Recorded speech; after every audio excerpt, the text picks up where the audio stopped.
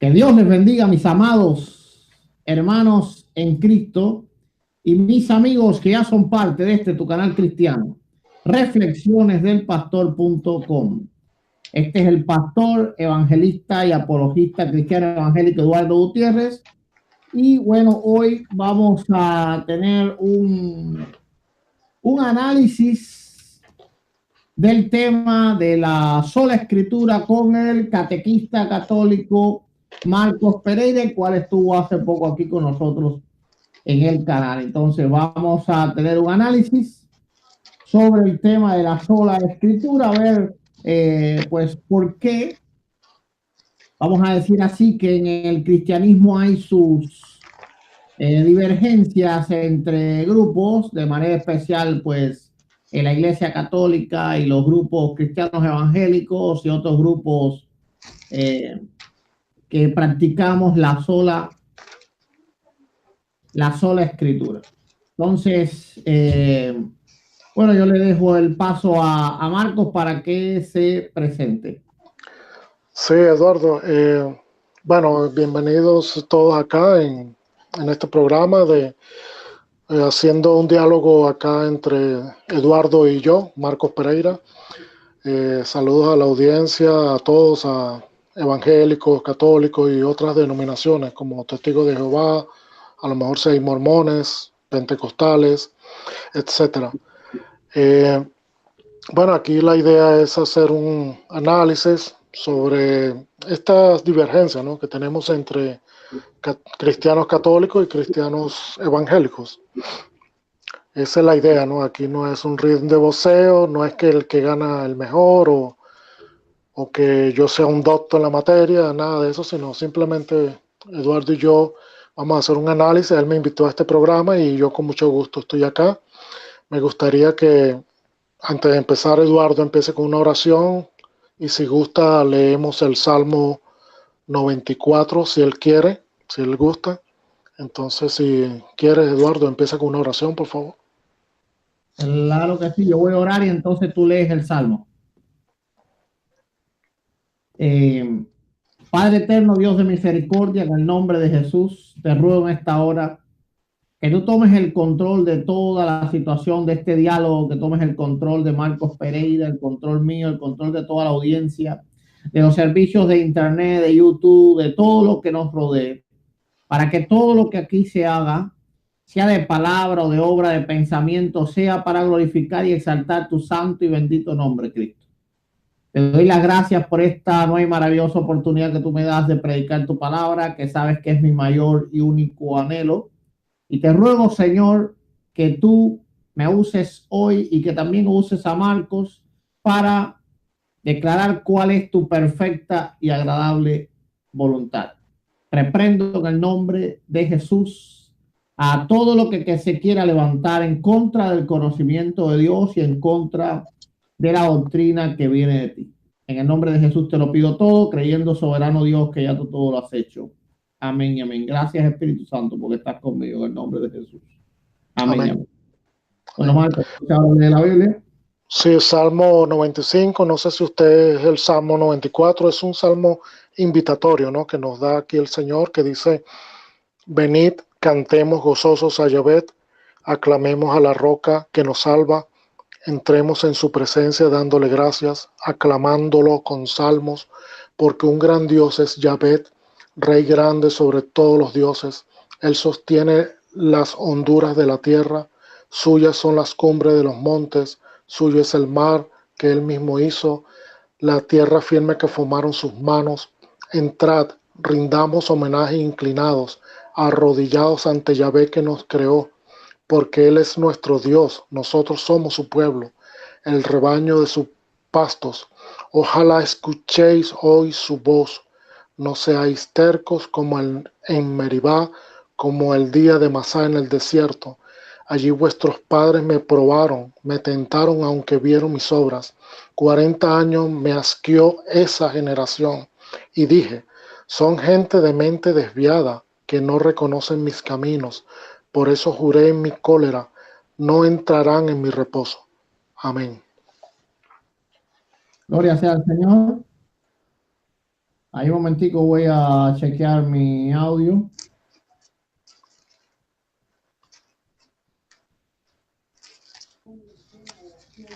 Ok, perfecto.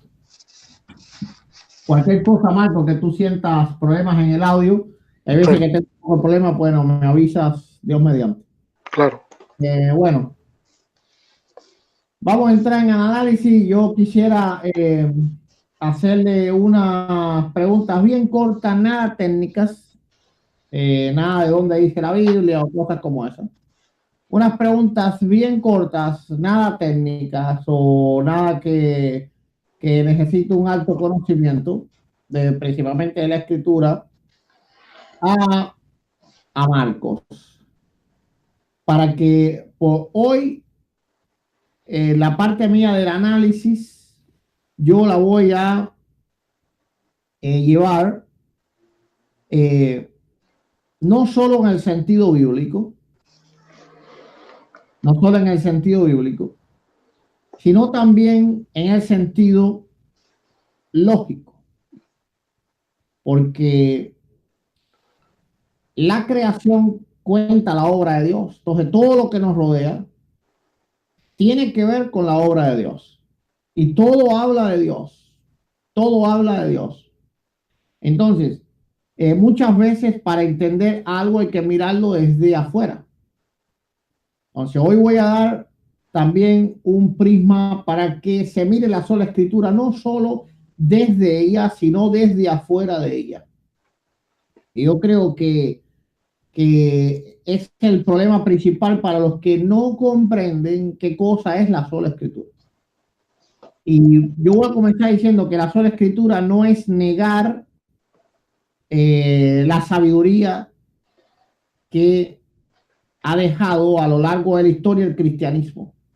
Para nada. Los que practicamos la sola escritura, leemos los escritos de Juan Wesley, leemos los escritos de Lutero, leemos los escritos de Calvino, leemos los escritos pues de tantos otros, ¿verdad? De Agustín, de Jerónimo, bueno, y más atrás de ellos, de Crisóstomo, bueno, la misma parte Crisóstomo era de Agustín, ¿verdad? Pero bueno, más atrás de ellos, Justino Mártir, Tertuliano, etcétera, etcétera, etcétera. Nosotros en ninguna manera negamos eso. Y en ninguna forma entendemos que eso no sirve o que es algo desechable. Es algo desechable. Y eso es un mal entendimiento que existe no solo dentro de la Iglesia Católica hacia nosotros, sino también dentro de la Iglesia Evangélica de los que todavía no conocen la doctrina, se han convertido del catolicismo o de otra religión cualquiera o del ateísmo y no conocen bien la doctrina de la sola escritura. Y por ejemplo, el mismo Lutero, cuando le hicieron el juicio en la dieta de Worm, él dijo que la razón, que si él lo convencían con la razón o con la Biblia, y él decía que su razón estaba cautiva, pero él dijo que si me convencen,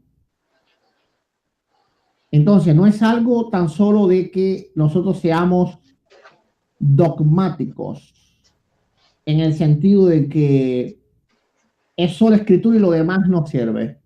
No, pues, sino para qué predicamos los pastores. Los pastores no predicamos solo escritura. Ahora yo no estoy hablando solo escritura. Nosotros simplemente tenemos una pirámide, vamos a decir así, vamos a llamar una pirámide, vamos a llamarle un escalafón, escalones, y en el escalón más alto está, por supuesto, Dios. Ahora, en el escalón que le sigue está, por supuesto, lo que sale de Dios. Y lo único que sale de Dios es la palabra. No hay nada más que salga de él, ¿verdad? Es decir, lo que sale de él es la palabra. Lo que hizo el mundo, Dios hizo el mundo con la palabra. Entonces, ok, tenemos ese escalafón. Y entonces después, por supuesto, venimos nosotros los hombres, con las cosas importantes que nosotros decimos, las menos importantes. Entonces, es importante para que el análisis, todo el mundo que lo vea, comprenda qué es lo que se va a analizar. Y yo en ningún momento voy a decir o a defender que la tradición cristiana nos sirve, es desechable. Como ven, yo escribo sobre eso, utilizo los testimonios de los cristianos en mis debates. Por lo tanto, eso es importante. Ahora, quiero hacer una pregunta a Marcos. Ok. Vamos a hacerle dos preguntas, bien fáciles. Bueno, la primera pregunta sería,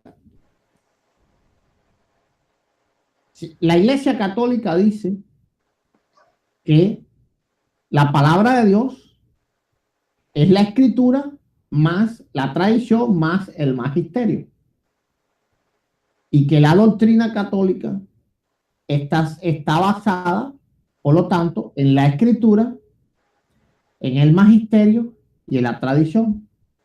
Yo quiero que Marcos me diga de las doctrinas católicas, ¿cuál de ellas no está basada en la escritura? Y le advierto, es decir, es una pregunta trampa, Marcos. Es una pregunta trampa. Pero esta pregunta te la hago para que tú comprendas, desde que nosotros vemos la doctrina católica nos parece incomprensible. Entonces, porque tú lo puedes responder de dos maneras. Una, ninguna doctrina católica no está basada en la escritura. Es decir, todas las doctrinas católicas están basadas en la escritura. Bueno, si tú planteas eso, tú eres solo escritura. Porque tus doctrinas están basadas en la escritura. Y tú me hablas de doctrinas menores, nosotros también tenemos doctrinas menores, por ejemplo, no sé, predicar en un púlpito o algo así, eso no es la escritura, pero eso no es doctrina. Eso es liturgia y cosas así. Pero si tú me dices, Eduardo, todas las doctrinas católicas están basadas en la escritura, yo tengo que decir, Marco, entonces, ¿qué es lo que estamos analizando aquí?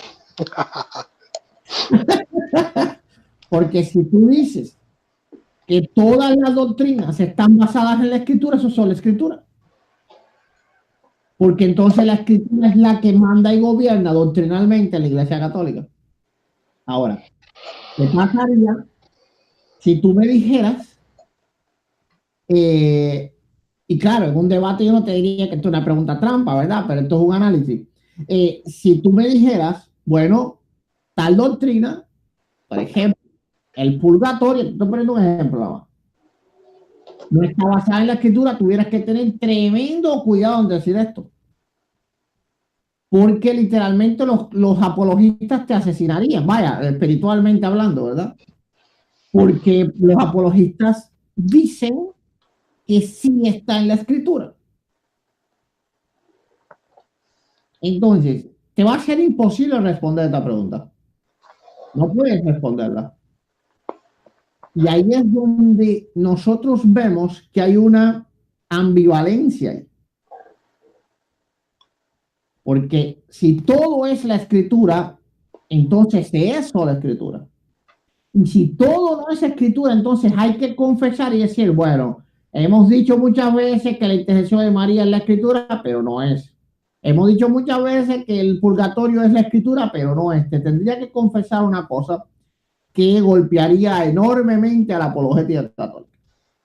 Entonces, es una pregunta que es irrespondible por un católico. No se puede responder. Al menos yo no le veo por dónde responderla. Y por eso, como no creo que no tiene respuestas, pero yo te digo que es una pregunta trampa. La otra pregunta eh, que te hago es, ¿de dónde, a través de qué tú sabes qué es bueno y qué es malo? Y esto también es una pregunta trampa. Bien. El ser humano sabe qué cosa es bueno y qué cosa es malo a través de la Biblia.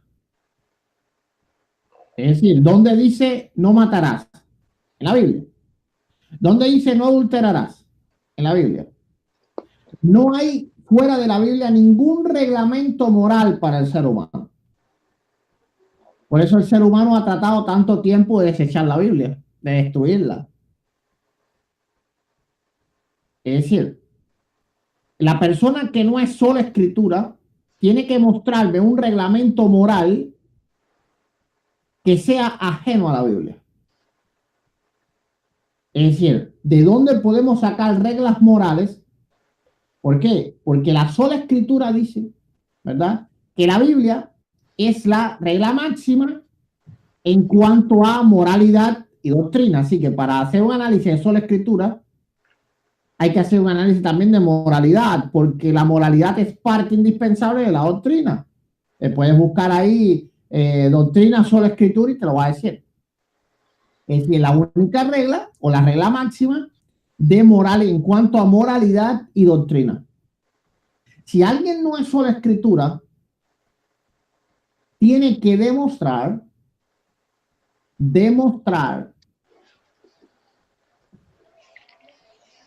que hay una regla de moralidad ajena o paralela a la escritura, lo cual por el ser humano no se puede demostrar. No se puede.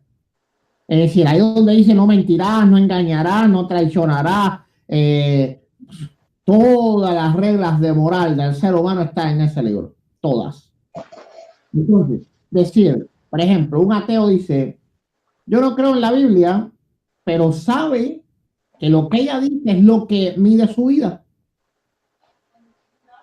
Lo que mide su vida. Entonces, ¿de dónde tú sacarías una regla moral que no fuera de la escritura? Por lo tanto, al menos ya en la primera parte, tú también eres solo Biblia. Porque la Biblia es la única regla a través de la cual tú te guías. La única regla a través de la cual tú te conduces en la vida es la Biblia. No existe otra. No existe. Te pongo un ejemplo. Si tomamos la tradición cristiana como regla moral, bueno, tendríamos tiempo en que habría un papa, por ejemplo, o un pastor que actuara correctamente y fuera un tiempo de paz y las reglas morales fueran positivas, pero entonces había otro tiempo que las cosas eran completamente desastrosas y era normal matar, normal quemar, normal, no era algo que la gente decía, wow, qué malo, no, no, no. A los que iban a matar les tiraban piedra a la gente, si esa gente que tiraban piedra eran cristianos. Entonces la tradición no puede ser usada como regla moral. No puede, es imposible. Entonces, estas dos preguntas, que vuelvo y repito, son preguntas trampas, pero te las estoy diciendo para que tú las sepas y te le estoy diciendo la problemática que hay a la hora de responderlas. Para que tú sepas, ¿verdad? Es decir, no te estoy guiando una trampa, ¿verdad? Es decir, estoy poniendo todas las cosas como son para que tú sepas. Entonces, conforme a tus palabras, ¿cómo me respondes estas dos preguntas? Te las repito cortamente. ¿Cuál de las doctrinas católicas no está basada en la sola escritura para decir que la Iglesia Católica no es sola escritura? Y la segunda es, ¿qué regla de moralidad tú tienes ajena a la escritura para poder decir que no eres sola escritura? Esas son las dos preguntas. Bueno, te doy paso. Muy bien, Eduardo. Buena pregunta. Yo pienso, ¿no?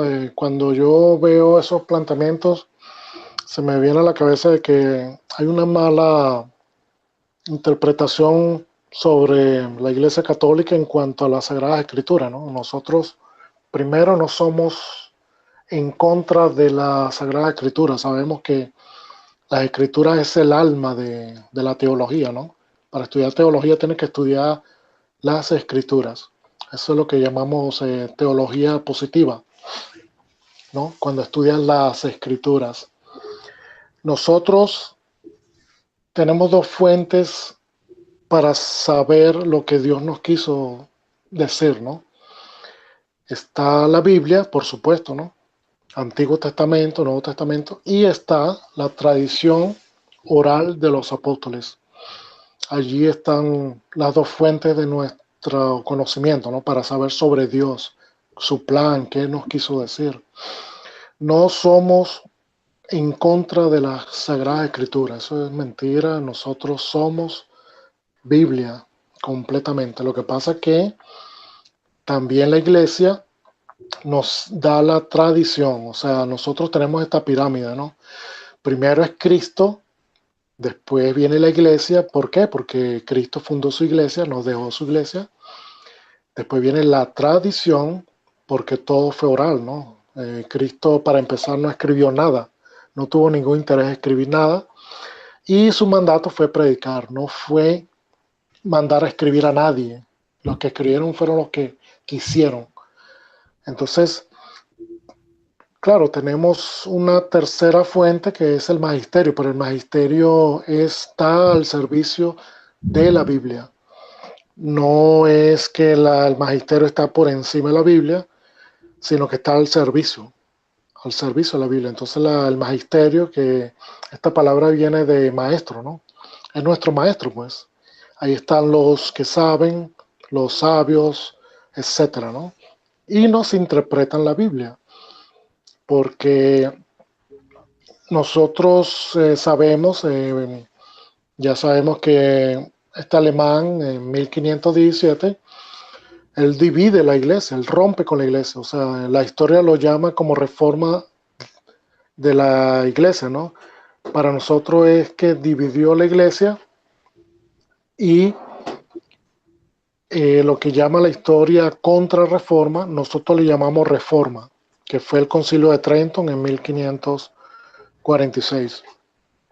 Entonces, el problema se inicia con Martín Lutero. Sabemos que, claro, hubieron pequeños reformadores antes de, eso lo sabemos, ¿no? Antes de Martín Lutero, pero Martín Lutero hace por escrito las 95 tesis. Tú debes tener conocimiento de eso.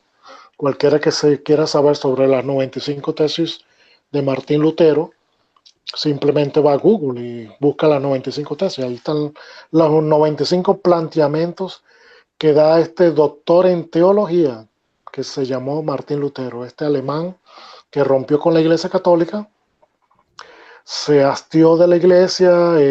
Eran momentos donde la Iglesia había mucho como relajo, así como se estaba apartando un poco, pero moralmente, ¿no? de las escrituras, ¿no? de Cristo.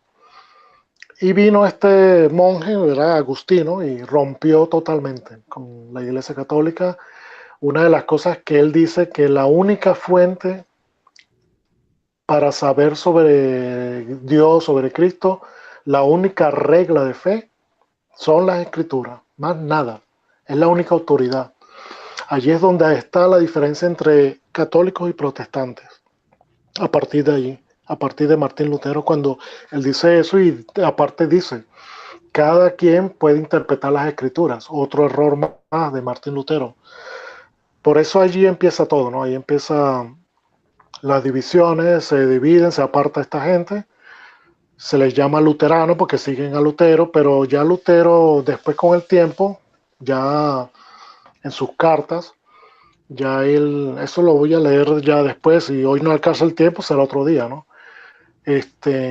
Ya él se daba dando cuenta, la secta, ¿no? Se van dividiendo, ya hay gente que no está con él porque hay cosas que están en contra. Yo te pongo a ti de ejemplo. En estos días tú hiciste un video sobre la sangre de Cristo, ¿no? Eso era algo impensable, ¿no? Yo conozco los evangélicos de los años 70. Eso, a explicarle a un evangélico eso de la sangre de Cristo, eso era impensable hace 10 años, 20 años, 30 años. Tú tuviste que explicar eso, ¿no? Porque eso es herejía, estamos haciendo herejía. ¿Por qué? Por la mala interpretación de la Biblia. Ese es el peligro. No es tanto la Iglesia Católica no es que está en contra de que uno lea la Biblia, pero tiene mucho cuidado en la interpretación. Por eso hubo un tiempo en que la Iglesia fue muy cautelosa con las traducciones. La Iglesia no está en contra de que alguien lea la Biblia, la Iglesia está en contra de las malas traducciones. Por ejemplo, Martín Lutero tradujo la Biblia del latín al alemán, donde él le pone en la carta a los romanos, él le agrega la palabra solamente la fe. O sea, el hombre se justifica solamente por la fe. Él le agrega solamente, eso no existe, ¿no? En los manuscritos originales del griego. Y allí es donde empiezan los problemas con los protestantes. O sea, entonces, como vemos en la historia, se van dividiendo y van apareciendo los bautistas, van apareciendo toda esta gente, ¿no? De lo que nosotros los católicos le llamamos las iglesias históricas de la Reforma, ¿no? De los protestantes. Ya después van saliendo estas sectas, Testigos de Jehová, mormones, adventistas, los pentecostales también son otra secta, porque ellos dicen que ellos interpretan de que si tú no tienes el don de lengua es porque no tienes el Espíritu Santo. Eso es herejía, mala interpretación de la Escritura. Los testigos de Jehová dicen que no niegan la divinidad de Cristo, niegan el Espíritu Santo, niegan la Trinidad, niegan el infierno, niegan el alma, niegan un montón de cosas. Los mormones dicen que nosotros podemos llegar a ser dioses. Todos estos que fundaron estas sectas vienen de iglesias de Europa. Estas sectas son norteamericanas, ¿no? Los testigos de Jehová, los mormones, los adventistas, los pentecostales. Allí hay un problema entonces con las Sagradas Escrituras de la interpretación. La Biblia con la tradición van juntas, ¿no? Van juntas, es lo mismo, no hay contradicción en nada. Tú me preguntaste sobre las doctrinas de católica. Nosotros nos basamos en este libro que se llama Catecismo de la Iglesia Católica, 2.965 artículos o numerales, donde nos explica la doctrina. Aquí está la doctrina basada en la Biblia, basada en la tradición, basada en los padres de la Iglesia, sabios, etcétera, etcétera, etcétera, en la historia, ¿no? Por eso allí tenemos la doctrina. Ninguna doctrina de lo que nosotros creemos está fuera de las Sagradas Escrituras. Todo está aquí, en este libro que se llama la Biblia. Todo está aquí. No hay contradicción, no hay nada que nosotros, por ejemplo, creamos aquí de lo que nos dice el catecismo que esté fuera de la Escritura. Por eso aquí cualquiera que quiera saber sobre la Iglesia Católica tiene que leer este libro que se llama Catecismo de la Iglesia Católica. Una de las cosas, si tú me permites, Eduardo, yo voy a tomarme unos 20 minutos leyendo un poco sobre lo que nos dice el fallecido sacerdote Flaviano Amatuli. No sé si me lo permites, voy a tomarme un tiempo para entrar en contexto, qué es lo que está pasando con la Biblia y la tradición, qué es lo que creemos, qué es lo que... Es decir, vamos a dejar los temas largos hacia el final, porque si no va a ser un poco tedioso esto. Entonces al final, no te preocupes, ya cuando quede poco para terminar, entonces lee todo lo que es la documentación que tengas y todas esas cosas, porque si no se va a hacer vamos a hacer tiempos cortos al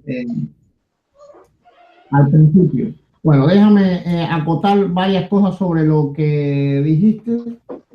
Bueno, tuve que ir un momentito al baño, pero escuché desde allá que habías dicho de que todas las doctrinas católicas estaban basadas en la Escritura. ¿Eso es cierto? Cierto. Ok. Entonces, eso es, a mi modo de ver, una contrariedad respecto a la sola Escritura, a negar la sola Escritura. Porque si todas las doctrinas católicas están basadas en la Escritura, la Iglesia Católica es sola Escritura. Ahora, en cuanto a liturgias y doctrinas menores, Martín Lutero también tenía doctrinas menores que no estaban en la Escritura, porque la sola Escritura no es un dogma de que tú no puedes hablar nada, ni pensar nada, ni nada que no esté escrito. Eso es, a mi modo de ver, es una clara pues contradicción. Eso es una contradicción. Porque si todo lo que tú crees está basado en un libro, pues tú eres solo libro. Ahora, que a esas doctrinas tú las enriquezcas, eso no niega la sola escritura. Entonces, a mi modo de ver, es una contradicción. Ahora, si vamos a los mormones, ellos no son sola escritura, porque tienen el libro de Mormón. Hay algo que está haciendo ruido ahí, aparece que mueve. Perdón, sí, moví. Sí, sorry. Ok. Por ejemplo, la secta de los mormones, pues ellos sí no son sola escritura, porque ellos tienen la Biblia y también tienen el libro de Mormón, pero hay doctrinas de ellos que no están basadas en la Biblia. Pero si el católico basa todas sus doctrinas en la Biblia, hay modo de ver, entonces sería un doble discurso, es decir, hay dos opciones, o en verdad no son solo escritura y hay muchas doctrinas que no están en la Biblia, que es lo que yo creo, y los apologistas católicos fuerzan textos para hacerlas en la Biblia, o simplemente están negando algo que practican. Ahora, bueno, dijiste algo y es algo que yo he escuchado mucho decir a los católicos, y es que Jesús no tuvo el deseo ni mandó a escribir, él no escribió ni mandó a escribir. Bueno, eso es desconocimiento de cómo funcionaban las cosas en Israel. El maestro jamás escribía ni mandaba a escribir. Era obligación de los discípulos poner en papel todo lo que él escribía. Por ejemplo, los profetas no escribían. Tenían los escribas, y los escribas eran alguien que iban de ayudante. Todos los profetas tenían ayudantes. Todos. Todos. No creas que Moisés fue el que escribió el Pentateuco. Por eso hay varios relatos en el Pentateuco.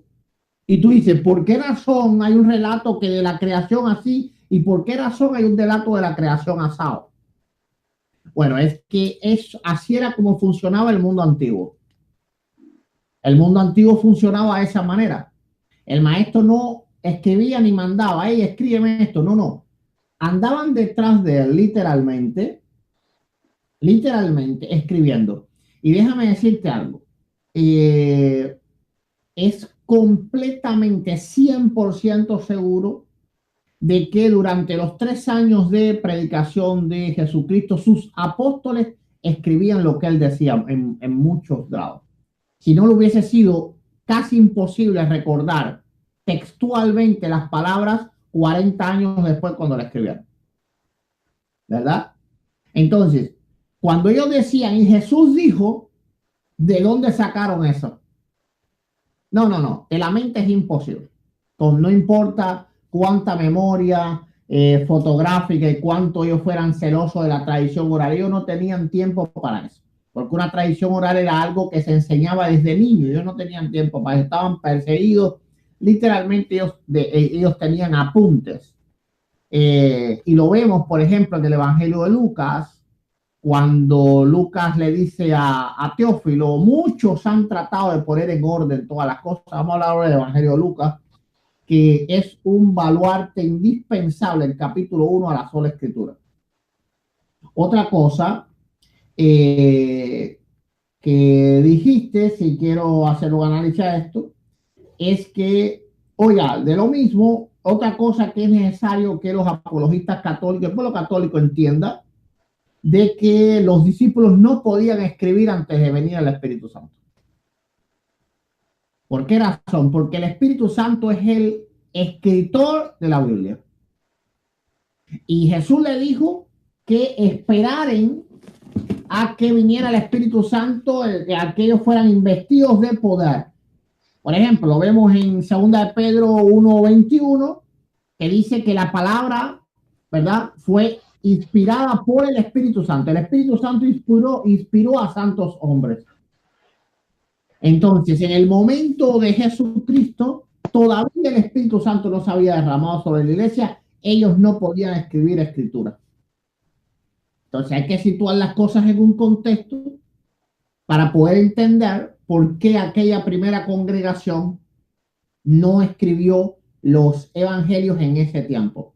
Tenían que esperar que el Espíritu Santo les dijera el día, la hora específica para ellos poderlo hacer. No es algo así que ellos no querían escribir o cosas como esa. Es una inspiración de Dios que viene en el momento exacto y en el tiempo preciso. Por ejemplo, Juan esperó a casi a la muerte de él y a él estar preso. Ahí vemos que el Espíritu Santo literalmente guió a los hombres en qué momento específico escribir.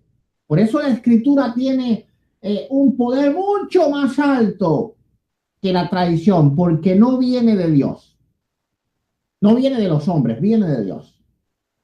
Es decir, yo ahora puedo estar hablando un video aquí contigo y cada vez que yo quiera hacer un video yo lo puedo hacer.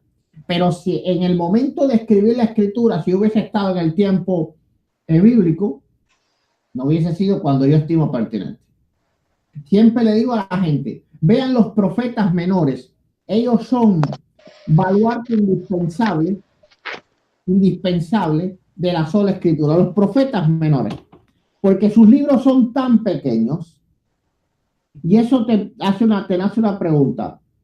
¿Alguien cree que eso fue lo único que Dios les habló a lo largo de toda su vida? No. Dios le habló mucha tradición, pero solamente ese pequeño pedazo podía permanecer para siempre. Solo ese pequeño pedazo. Entonces, ¿crees que Pedro solamente recibió de Dios las cartas tan pequeñitas que escribió? Claro que no. Claro que no. Constantemente, posiblemente Dios le hablaba. Posiblemente casi todos los días o 2 veces por semana.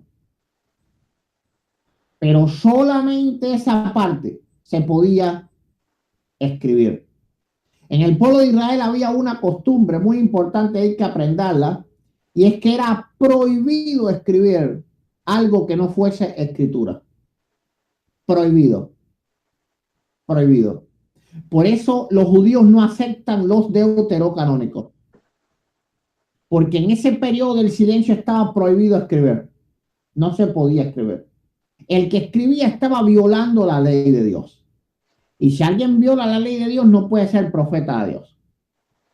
Entonces, eso es importante, ¿verdad?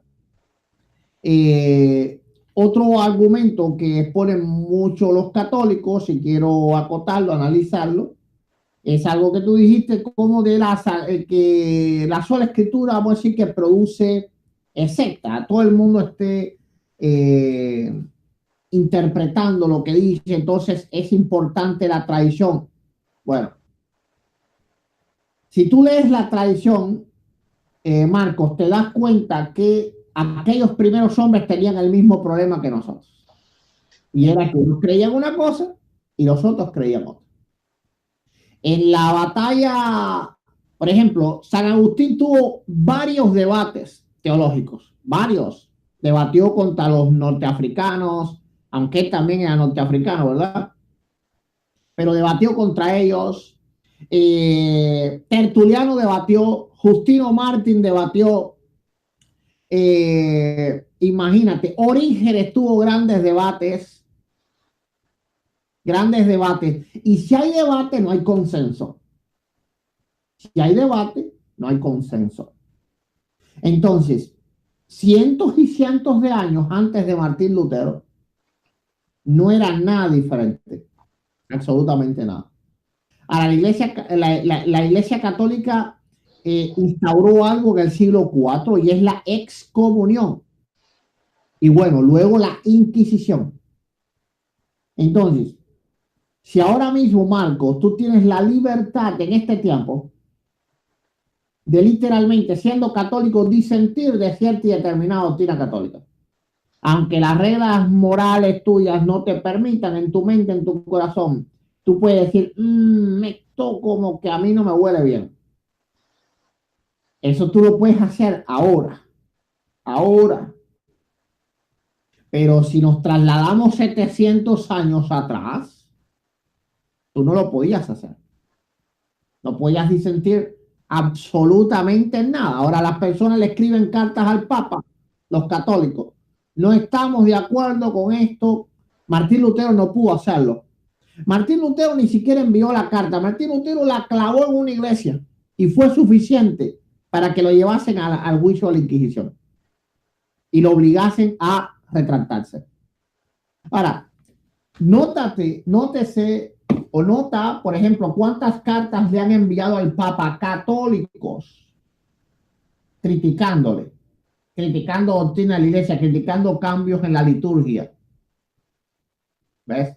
Entonces, lo que tú llamas armonía doctrinal, realmente tienes que entender que fue represión, no armonía. Si nos vamos antes de la represión, es decir, antes del concilio primero de Nicea, los cristianos nunca excomulgaron a nadie. Habían excomuniones de personas inmorales. Es decir, se recoge en la historia algún obispo que excomulgó a otro por cuestiones inmorales. Pero cuando vemos en la Biblia, los apóstoles batallaban contra las herejías, pero no los excomulgaban ni nada por el estilo. Es decir, ni le llamaban otra iglesia o le decían ustedes son hermanos separados. Y eso no existía en la iglesia. Existían personas equivocadas, existían doctrinas de demonios, pero la lucha no era contra sangre y carne. Ahora, a partir de Nicea, la lucha se vuelve contra sangre y carne. ¿Qué le hicieron a Arrio y a los arrianos? Pues los persiguieron. Es decir, a partir de ese momento, ya todo cambió, el cristianismo cambió. Entonces, divergencia de sectas. El mismo Orígenes se lo dice a, ¿cómo se llamaba el que él debatió? Orígenes contra Celso, ¿eh? Atanasio, algo así. No, era Celso, creo. Okay. Oh, Celso, perdón. Ok. Le dijo a sí mismo, tú criticas al cristianismo porque existen numerosas sectas. De Orígenes dice, ¿acaso no existen tantas sectas también en la filosofía? Y tú la filosofía es algo indispensable para vivir. ¿Acaso no existen diferentes sectas en la medicina? Es decir, unos creen que los antibióticos son buenos, otros creen que tal medicina para el cáncer es buena, otros creen que tal medicina para el cáncer más mata que cura. Hay diferentes escuelas de medicina. ¿Ves? Algunos psicólogos creen que tal cosa es un problema psicológico, otros creen que es un problema físico como tal. Entonces, hay que entender, hay que comprender que esto no es un problema nuevo nacido de la reforma. Porque parece, cuando un apologista me dice eso a mí, me dice, no, porque la iglesia estaba bien y de pronto se dividió. Eso no fue así. De hecho, Martín Lutero nunca quiso dividirse, ni se separó, lo excomulgaron. Le dijeron, si no te retractas de esto, estás excomulgado, dieta de Worm.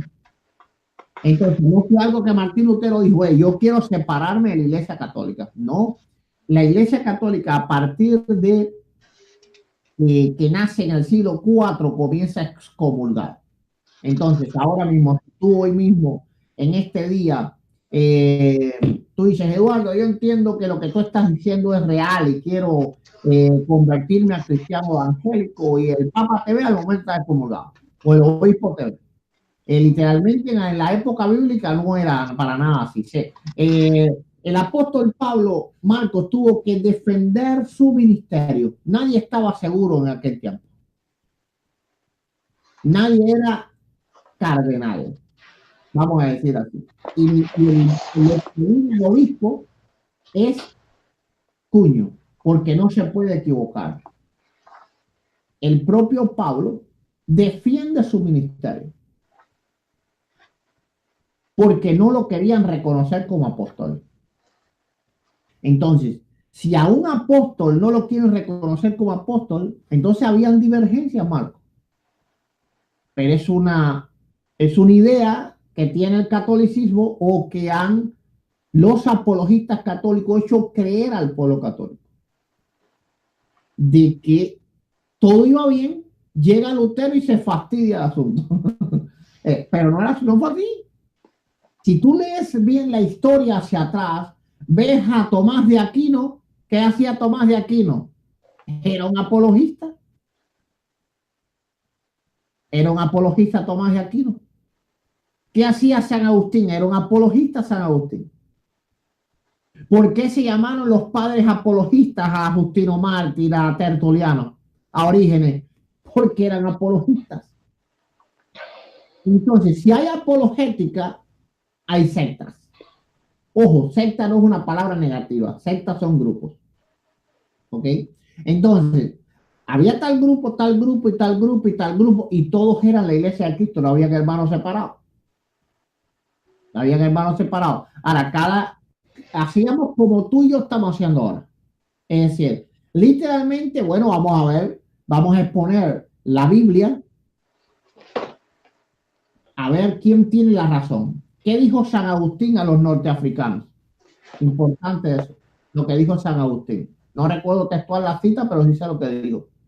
Dijo, remitámonos a los libros canónicos. ¿Por qué razón? Porque ahí es donde único podemos saber cuál es la iglesia.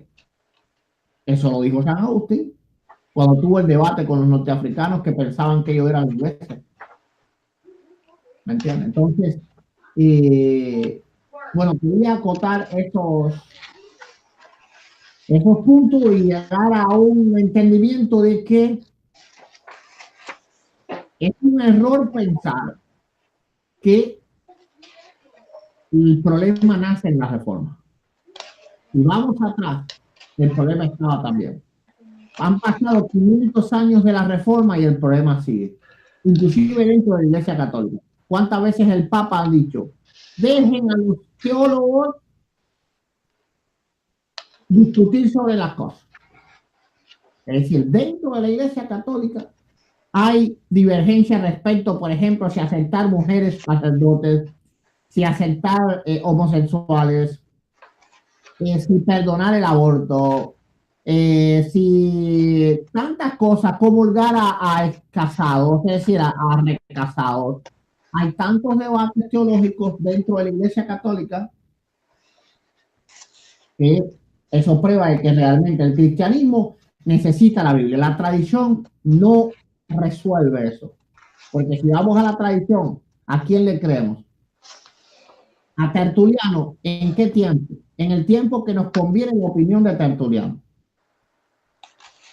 Es decir, Tertuliano en este tiempo fue sana doctrina, en este tiempo estaba perdido. Por ejemplo, Justino Mártir fue excomulgado, pero luego un papa dijo que no, que él se había arrepentido y lo volvieron a entrar dentro del grupo de los buenos. Pero Justino Mártir fue excomulgado, era antipapa. Entonces, ¿en qué tiempo de la vida de aquellos hombres nos podemos basar? En el tiempo que San Agustín creía que María tenía pecado, porque él lo creía, o en el tiempo que él creía que María no tenía pecado, porque también lo dijo las dos cosas.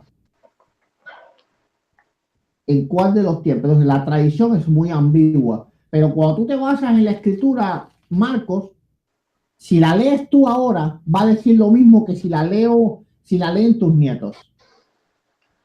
Pero la tradición no. Porque hoy el Papa Francisco está cambiando la Iglesia Católica y el que crea que no es así, pues no lee las noticias. La Iglesia Católica en 50 años, en caso de que tú no te conviertas evangélico y tus nietos sigan siendo católicos, en 50 años, posible ya tú no vas a estar aquí, o tal vez Dios te debía estar allá, pero van a ver una Iglesia Católica completamente diferente. Entonces, la tradición es muy ambigua. Un tiempo está así, un tiempo está así, un tiempo está así, un tiempo está así. Pero ¿qué dijo el Señor? La palabra de Dios permanece para siempre. Bueno, dale, tómate tu tiempo ahora. Sí, Eduardo. Bueno, sectas siempre ha habido, ¿no, Eduardo? Vemos, por ejemplo, el caso de los judíos. Hoy en día los judíos entran en debates. Ellos, en los tiempos de Jesucristo, habían varias sectas, ¿no? Judías ya la sabemos, ¿no? De los fariseos, los esenios, etcétera, ¿no? Siempre ha habido sectas porque piensan cada uno diferente, ¿no? Hoy en día, inclusive hasta hoy en día, ¿no? Los judíos entran en debates, en contradicciones, y eso siempre ha existido, la secta. Antes, te estoy hablando antes de Cristo, ¿no? Ya a partir de Cristo empiezan a hablar de secta, por ejemplo, el apóstol Juan ya empieza a hablar de gente que es los que se van, que fueron de nosotros, ya no son de nosotros. Entonces les llama anticristo a estos que se separan de la iglesia. Eh, Pablo denuncia esto en las cartas, ¿no? En las cartas que él escribe, él denuncia esto, que unos dicen que son de Apolo, otros dicen que son de Kefas, otros dicen que son de Pablo. Pablo los reprende a todos y le dice, bueno, ¿acaso yo soy Cristo? Pues, o sea, todos somos de Cristo, nadie es de nadie, ¿no? Igual te lo digo a ti y a mí y a todos los que siguen a Cristo. Seguimos a Cristo, no seguimos a más nadie, no seguimos, no seguimos a Papa, no seguimos a Santo, no seguimos nada, seguimos es a Cristo. Ahora que la iglesia nos ayude a seguir a Cristo es otra cosa, igual que los santos también, ¿no? Incluyendo a María. Una de las cosas que tenemos que saber sobre secta religiosa es aquí, según el padre Amatuli, es un grupo de creyentes separado del tronco originario y que sigue un líder. La palabra secta viene del latín secare, que significa cortar y seguir. Y seguir, perdón, que significa seguir. Eso fue lo que hizo Martín Lutero, ¿no? Cortar con el tronco original y seguir. Él sigue su camino, ya con las 95 tesis que él hace, ¿no? Él ya con las 4 solas o 5 solas, algo así. Nosotros entendemos por secta protestante, eh, por lo general nos referimos a todos aquellos grupos que surgieron y siguen surgiendo en el ámbito protestante desde fines de 1700. Por lo tanto, nos referimos a los grupos que se apartaron de la Iglesia Católica el tiempo de Martín Lutero. O sea, después de Martín Lutero empiezan a salir sectas fuertemente desde 1700. Empiezan ya a salir sectas por todos lados y se dividen. Hay divisiones, divisiones y divisiones. Y bueno, hoy en día se habla de más de 60.000 sectas, según los que saben de estas cuestiones. Y entonces todo eso lo vemos con la cuestión de la interpretación de las Sagradas Escrituras. Si decimos que hay 50.000, 60.000 sectas, significa que hay 50.000 a 60.000 interpretaciones de la Biblia. Entonces eso es un problema para todo el mundo, ¿no? No solamente para católicos, evangélicos, para ateos. Esto de las divisiones es un escándalo. Ya Cristo habló en Juan capítulo 17 sobre que todos tenemos que ser uno, ¿no? O sea, tiene que existir la unidad. En la carta a los Efesios, Pablo habla de que hay una sola fe, ¿verdad? Hay una sola fe, un solo bautismo. Entonces, es un problema esto de interpretar las escrituras. Yo te expliqué que nosotros no somos anti-Biblia, ¿no? Lo que pasa es que nosotros nos guiamos también por la tradición oral de los apóstoles. Si te pones a pensar, cuando uno estudia las escrituras en general, desde el Antiguo hasta el Nuevo Testamento, en el Antiguo Testamento existe desde que antes que existiera la escritura, ¿no? En sí. El hombre empieza a escribir, pero sabemos que antes de escribir ellos se guiaban, se memorizaban todo se transmitía oralmente. oralmente, todo era de memoria, se transmitía a los hijos esto, y después a los hijos de los hijos se transmitía todo oralmente, no había escritura. Después por fin empiezan las escrituras, entonces toda esta tradición se pone por escrito. Por eso tú que me hablabas del Antiguo Testamento, del Pentateuco, sabemos que existía la tradición yavista, la tradición sacerdotal, la tradición pentateuca. Todo esto lo sabemos, ¿no? Lo que estudiamos las escrituras. Entonces vemos que hay diferentes narraciones, diferentes cosas. En las escrituras en general, Antiguo y Nuevo Testamento, no está todo específicamente exacto, todo. Por ejemplo, en cuestión, cuando van a escriben cosas históricas, no es perfecto, ¿no? Tú te diste cuenta cuando tuviste el debate con el judío, que él te reclamaba sobre las generaciones y todo esto. Hay equivocaciones en los libros de crónicas, en los libros de los reyes. Hay equivocaciones allí, hay cosas que se equivocaron allí, que no pusieron, hay muchas cosas, falta de datos. Pero entonces hay que entender las escrituras como una catequesis teológica. Todo es teológico, no es histórico, no es científico. Los areógrafos, que son los que se inspiraron por Dios a escribir las escrituras, ellos no les interesaba escribirte cronológicamente las cosas como hoy la conocemos, ¿no? Como hoy un historiador te lo escribe, ¿no? A ellos no les interesaba eso, a ellos solamente les interesaba la parte teológica, que entendiera la parte teológica de lo que Dios nos quería decir. Entonces, lo mismo pasó en el Nuevo Testamento. Los apóstoles, los discípulos de Cristo, escucharon al Señor, ¿verdad? Todos sus discursos, hubieron muchos discursos. Y Juan lo dice en el Evangelio al final, ¿no? Lo dice varias veces, de que si se escribiera todo lo que, bueno, lo que habló Cristo, lo que hizo, todo, si se escribiera exactamente, no cabría en el mundo tantos libros. Eso quiere decir que Cristo hizo demasiadas cosas, muchos detalles, muchas cosas que quizás no lo sabemos.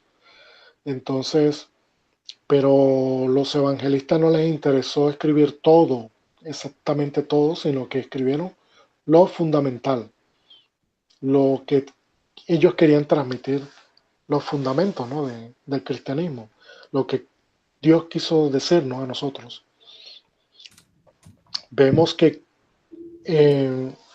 Pedro da su primera predicación, ¿verdad? Y es el querigma. Él se toma, él le dice a todos los judíos, ¿no? Que aquel que ellos mataron, ese que ustedes mataron, decía Pedro a los judíos, ¿no? Ese que ustedes mataron, que lo crucificaron en un madero, en la cruz, ese resulta que era Dios. Esa fue la primera predicación de Pedro, ¿no? Pablo en su carta a los Corintios, él dice, ¿no? Que Dios quiere salvar al mundo a través de la predicación. En el griego koiné, en la palabra predicación, allí va la palabra querigma. Entonces significa que Dios quiere salvar al mundo a través del querigma, ¿verdad? El anuncio, ¿qué es el querigma? El anuncio de la salvación. ¿Qué significa eso? Que Cristo murió por nosotros. Cristo murió por amor, para redimirnos, para darnos su Santo Espíritu y salvarnos. Cristo quiere salvarnos a nosotros. Entonces, eso es la predicación, ¿no? Que nos quisieron dar los primeros apóstoles, los discípulos. Después vemos que estos padres de la iglesia fueron discípulos de los apóstoles. Y ellos también están transmitiendo, ya se cierran las escrituras hasta el Apocalipsis, con Juan se cierran las escrituras. Pero estos discípulos de los apóstoles siguieron escribiendo. Muchas cosas se perdieron, hay muchas cosas perdidas, pero ellos escribieron a través de los siglos, siglo 1, 2, 3, 4, 5, 6, 7, hasta el 8. Hasta ahí llegan los padres de la iglesia. Después de ahí ya empiezan los doctores de la iglesia, ¿no? Ya estamos hablando de Santo Tomás de Aquino, etcétera, etcétera, etcétera. Entonces, nosotros para saber de Dios, para saber de Cristo, para saber de la iglesia, nosotros seguimos la Biblia, claro que sí, pero también la tradición. Nosotros leemos los escritos que hicieron los padres de la iglesia. Todo eso nos ayuda a nosotros a comprender mucho más. Y nosotros, el alma de la teología, sabemos que es la Biblia, ¿no? La Biblia, pero también la tradición. Ahí es donde se le llaman, los teólogos le llaman la teología positiva o demostrativa, ¿no? La Biblia y la historia, la Biblia y la tradición. Ya los teólogos nos ayudan a comprender las escrituras, entonces ahí le llamamos teología sistemática, donde nos ayuda a entender los dogmas, cuáles son los dogmas que Dios nos quiso dar a través de su iglesia. Por eso le llamamos, hay una materia que se llama teología dogmática, está la parte moral, la teología moral, los 10 mandamientos, pues, que nos quiso dar Dios a través de las escrituras. Y también está la teología espiritual, lo que Dios quiere saber. Por ejemplo, cuando nos acercamos nosotros a Dios, eso se llama ascética. Y cuando Dios nos habla a nosotros, eso se llama mística. Teología ascética, teología mística, todo eso está en la teología espiritual. Y también sabemos que está la teología práctica, que la misma palabra te lo dice, ¿no? La liturgia, cuando hacemos la misión, misionología, ¿verdad? La teología de la misión y la derecho, el Marcos, derecho canónico. ¿y en qué El derecho canónico. en qué eso niega la sola escritura? Es decir, toda esa teología que la Iglesia Católica practica no tiene base en la escritura. Sí tiene base completamente en la escritura y la tradición de oral de los apóstoles, los padres de la iglesia, los documentos que se han escrito a través de la historia, especialmente los primeros 8 siglos. En eso se basa la iglesia la doctrina. La escritura fue escrita antes que lo que los padres escribieron, ¿verdad? Sí. Entonces, ¿está basada en la escritura o en los padres? Porque no puede estar basada en los dos, porque sería una redundancia. ¿En qué está basada la escritura? Sí. En los padres. Históricamente la escritura va primero. Así que si está basada en la escritura, sí, yo te dije ahorita que primero va la tradición oral de los apóstoles y después viene la Biblia, que es lo que está escrito todo, ¿no? Okay. La tradición la conoce la iglesia a través de los padres de la iglesia que la pusieron por escrito. Sí, dame un ejemplo de tradición apostólica, de algo escrito por Pedro que no está en la Biblia. ¿O es solo oral? ¿Cómo sabes que Pedro fue el que enseñó? Ok, hay discípulos, por ejemplo, los padres apostólicos, que fueron los que tuvieron contacto con los apóstoles, casi no escribieron. Los padres apostólicos son más bien documentos, no seres humanos. Los padres de la iglesia no tuvieron contacto con los apóstoles. Los que tuvieron contacto con los apóstoles son los padres apostólicos, pero los padres apostólicos son documentos. El pastor de Elmas, la Didache, que si es una persona, vamos a decir así, es Ignacio de Antioquía. Ya, esos son los padres apostólicos. Clemente Romano. Ok, Clemente Romano escribió una carta y lo cual no tiene doctrina ninguna. Dame una doctrina que haya salido. Por eso es que yo quiero que tú en estos análisis tú interiorices que muchas cosas de las que tú vas a decir porque te las han enseñado tú mismo, en tu propio discernimiento no vas a poderla probar para ti mismo. Tú dices, ok, me dicen, se basa en la doctrina apostólica, la tradición apostólica. Bien, tú tienes que decir, bueno, así yo digo, ¿verdad? Cuando alguien me enseña algo, yo digo, bueno, vamos entonces a ver si eso se puede probar. No existe tradición apostólica. Es decir, eso es algo inventado porque, y no por ti, sino por lo que los han inventado, porque eso no existe. Por ejemplo, los documentos del primer siglo que se piensan que se le llaman padre apostólico, que bueno, los padres apostólicos fue algo que se acuñó en siglos, casi en el siglo XX, creo que el siglo XVIII, creo que se empezó a llamar así. Literalmente ni siquiera muchos de esos documentos se sabían que existían. Pero, por ejemplo, la misma Didache no se sabe de qué siglo es. Algunos dicen que es del final del primero, y podría entonces ser escrita por los apóstoles. Otras dicen que es del 2 y otros dicen que es del 3. Realmente no se sabe. Ahora, ninguno de eso, de nada de eso trae doctrina, lo que trae es liturgia, consejería, pero doctrina apostólica no existe si no está en la Biblia. Es decir, si tú quieres doctrina apostólica, eres solo escritura. En sola escritura porque no existe. Es bonito decirlo. Nos guiamos por la doctrina de los apóstoles. La pregunta es, ¿dónde está esa doctrina? Porque los escritos de los primeros cristianos no eran doctrinales. Ninguno. Eran escritos pastorales. Nadie nunca de ellos escribió doctrina. Nadie dijo, esto tiene que ser así, así, así, así, así. Nada. Clemente Romano lo que escribió una carta para evitar las divisiones que había. Ahí no hay doctrina, no hay un mandamiento. Aparte, ni siquiera tú sabes que él era discípulo de algún apóstol. Eso no se sabe. Es decir, se puede entender, a lo mejor algún padre de la iglesia dio alguna referencia, pero ojo que esos padres de la iglesia no tenían esa información. No había internet en ese tiempo. Eran muchas cosas lo que ellos pensaban. Los padres de la iglesia ni siquiera se conocían, porque unos eran occidentales, otros eran orientales, y muchos ni siquiera se conocieron. Pero no hay doctrina apostólica si no es en la Biblia. Tú no puedes buscar un escrito del apóstol Pablo que no esté en la Escritura. Tú no puedes buscar un escrito del apóstol Pedro que no esté en la Escritura. Tú no puedes buscar un escrito del apóstol Juan que no esté en la Escritura. No puedes.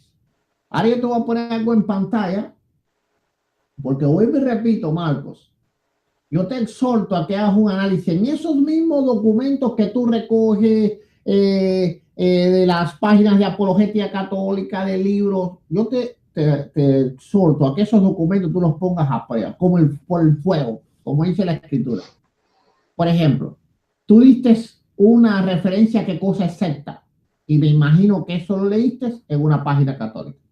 Ahora, yo te voy a enseñar lo que dice la Enciclopedia Católica sobre qué cosa es una secta. Y el nombre secta no tiene nada que ver con dividir.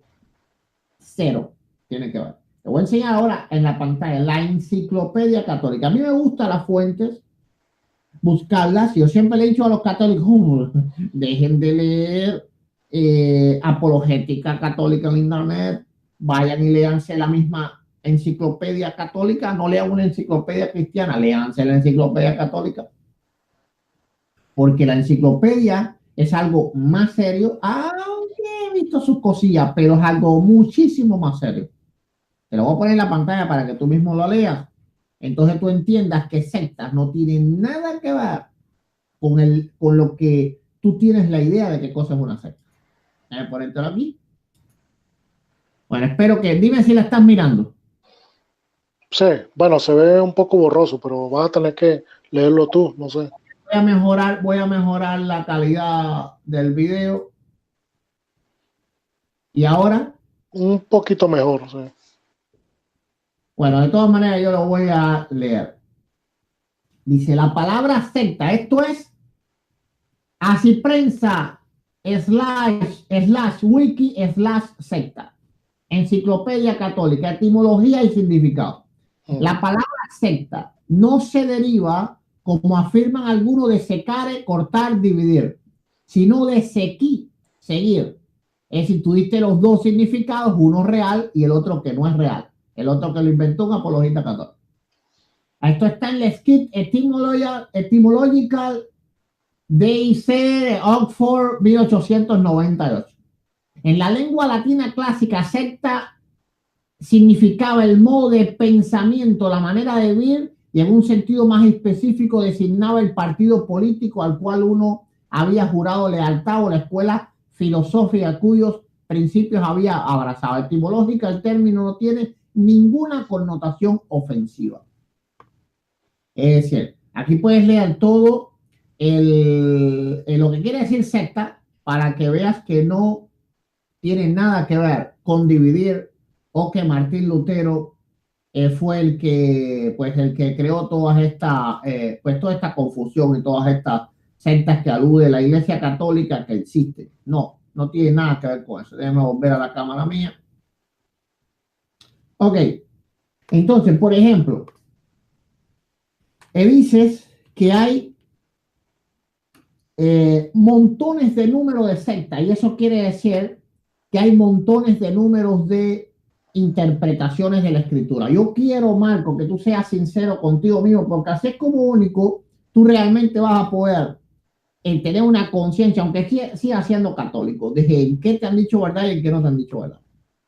Bien. ¿A qué le llama secta a la Iglesia Católica? La Iglesia Católica le llama secta a las congregaciones. Es claro que no existen tantos cientos de miles o decenas y decenas de miles de religiones cristianas. Literalmente, el cristianismo se divide en estas, vamos a decir, macro religiones cristianas. Católicas, de todo tipo católica, está la romana, está la copta, etc. Ortodoxa, las iglesias griegas. Ahora, las iglesias, vamos a decir, que ustedes le llaman protestantes, porque dicen que se separó, realmente la iglesia ortodoxa se separó antes, ¿verdad? Pero tiene mucho poder para decirle protestante. Pero bueno, la iglesia que supuestamente se separó, no se separaron, las excomulgaron, pero de todas maneras, vámonos allá. Los anglicanos, presbiterianos, luteranos, metodistas, pentecostales, bautistas, anabaptistas, de los metodistas, ¿verdad? Lo que es el metodismo es todo el movimiento de santidad, es decir, llámese metodista, iglesias de Dios, santidad, nazareno, todas son la misma doctrina y el mismo entendimiento de la escritura. Todos los pentecostales, así sea Asamblea de Dios, Iglesia de Dios, pentecostal, etcétera, etcétera, etcétera, tienen el mismo entendimiento de la escritura, el mismo. Es decir, ellos creen en el bautizo del Espíritu Santo, etcétera, etcétera, etcétera, etcétera, etcétera, etcétera, etcétera. Vamos a suponer que haya unas 15 o 20, no más. Todo lo demás, Marco, son falsas noticias. Es falso, literalmente. Ahora, ¿cuál es el problema? Que muchos católicos se lo creen. Y ahí es donde está el dilema del asunto. Entonces van al registro de iglesias en los Estados Unidos y ven que hay 17,000, 70,000, como dice Casanova, no sé cuántas. O Rafael, 70,000 sectas. Eso es falso. Hay 70,000 congregaciones. Y esas 70,000 congregaciones se dividen en las mismas sectas. Ojo con esto, que secta no es algo ofensivo. No. ¿Verdad? Lo dice la Enciclopedia Católica. No tiene nada nunca ha sido ofensivo, nunca con ganas de ofender a nadie, ¿no? No. Pero bueno, muchos que no conocen piensan que es un término ofensivo. Entonces, cuando yo digo secta, no es para nada un término ofensivo. Orígenes se sentía orgulloso de que hubieran sectas en el cristianismo. Se sentía orgulloso. Ahora, ¿por qué razón esto que es falso? ¿Por qué razón la mentira? Y no es de Benítez. Yo creo que viene de barrio. Hay 70,000 sectas, entonces eso va contra la escritura. Eso no es cierto. Si la mayoría de las iglesias tienen la misma doctrina, la mayoría, el cristianismo se divide, vamos a decir así, en 4 ramas principales. 4 ramas principales. El cristianismo evangélico. Perdón, 4 ramas principales. Vamos a decir, o en 5, vamos a decir así. Bueno, en cuatro, porque ya la anglicana se arrimó también al luteranismo después. Ok, los luteranos, los calvinistas, los wesleyanos y los pentecostales. Son cuatro, cinco ramas, no más. Ahora, por ejemplo, dentro de la Iglesia Católica hay muchas ramas también, hay muchas sectas. Los jesuitas no creen lo mismo que los franciscanos. El franciscano opina que el voto de pobreza es necesario. El jesuita no opina eso. Ahora, en su mayoría, ellos comparten iguales doctrinas y por eso son católicos. Pero si vamos a los siglos atrás, jesuitas y franciscanos creían algo diferente. De hecho, los jesuitas por eso fueron prohibidos. Los jesuitas estaban en contra del dogma de la Inmaculada María. Es decir, si el Papa de hoy sigue la doctrina jesuita, los jesuitas no creen en la Inmaculada, el nacimiento inmaculado de la Virgen María. Pero los franciscanos sí, y de ahí vienen las peleas de ellos que fueron por siglos, se mataron y todo, hubo enfrentamientos entre franciscanos y jesuitas. Literalmente, puedes buscar en internet el Museo Jesuita, el Museo Franciscano, perdón, que es un museo está en España, y vas a ver pues ahí todo lo que ellos explican sobre las peleas que tuvieron y cómo ellos fueron uno de los que votaron a favor de María Inmaculada y todas esas cosas. De hecho, los jesuitas fueron prohibidos mucho tiempo en la Iglesia Católica. Entonces, ¿hay sectas dentro de la Iglesia Católica? Claro que sí, pero se llaman católicos, nosotros todos los llamamos cristianos. Yo estudié en el metodismo, es decir, en la iglesia de Dios Santidad fueron mis primeros estudios. Después, en el calvinismo, es decir, la iglesia bautista, ahí estudié también. Y también en la iglesia pentecostal. Yo, para mí eso no es un cambio de iglesia. Claro que no, porque creemos en lo mismo.